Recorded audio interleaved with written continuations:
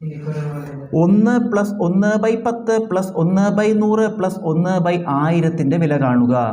നമുക്ക് ഇതിനെ 1/1 ഇടാം. ഒന്നിനെ 1/1 + 1/10 + 1/100 + 1/1000 ഇതെല്ലാം കൂട്ടാണ് വേണ്ടത്.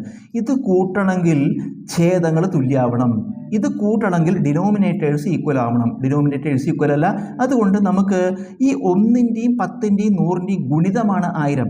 1ൻ്റെയും 10ൻ്റെയും 100ൻ്റെയും മൾട്ടിപ്പിളാണ് 1000.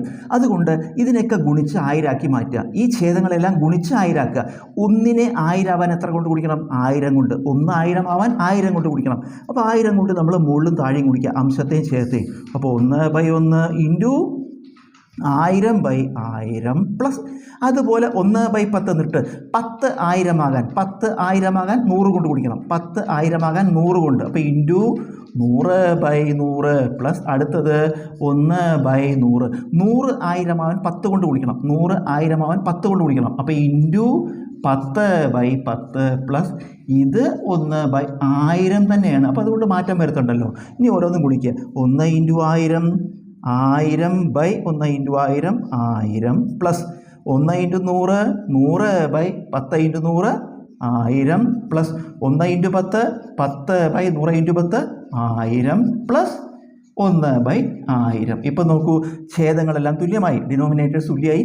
അപ്പോൾ നമുക്ക് പൊതുവായ ഛേദം കോമൺ ഡിനോമിനേറ്റർ ആയിട്ട് എഴുതുക 1000. ഇതെല്ലാം കൂടി കൂട്ടുമ്പോൾ 1000 എഴുതിയിട്ട് അംശങ്ങളെല്ലാം കൂടി കൂട്ടിയാൽ മതി. 1000ഉം 100ഉം 1100 1110 1111 1000ഉം 100ഉം 1100 10 കൂട്ടി 1110 ഒന്നും കൂടി കൂട്ടിയ 1111/1000. ഒരു സംഖ്യയെ 1000 കൊണ്ട് ഹരിക്കുമ്പോൾ എന്ത് ചെയ്യും? ഒരു സംഖ്യയെ 1000 കൊണ്ട് ഹരിക്കുമ്പോൾ 1000-ൽ 3 പൂജ്യമാണ്. 3 ദശാംശ സ്ഥാനം ഇടത്തോട്ട് നീക്കണം. 1000 ഒരു സംഖ്യയെ 1000 കൊണ്ട് ഹരിക്കുമ്പോൾ 3 ദശാംശ സ്ഥാനം ഇടത്തോട്ട് നീക്കണം. അതായത് ഇതിൽ 3 സ്ഥാനം ഇവിടെ നീക്കുമ്പോൾ ഇവിടെ വരും. എത്ര? 1.111. ഇപ്പോൾ കണ്ടോ, ദശാംശം എവിടെയാണ് ദശാംശം? 3 സ്ഥാനങ്ങളുടെ ഇടതുവശത്താണ്. അതാണ് 1000 കൊണ്ട് ഹരിക്കുമ്പോൾ 3 സ്ഥാനങ്ങളുടെ ഇടതുവശത്ത് വരണം. ഉത്തരം 1.111.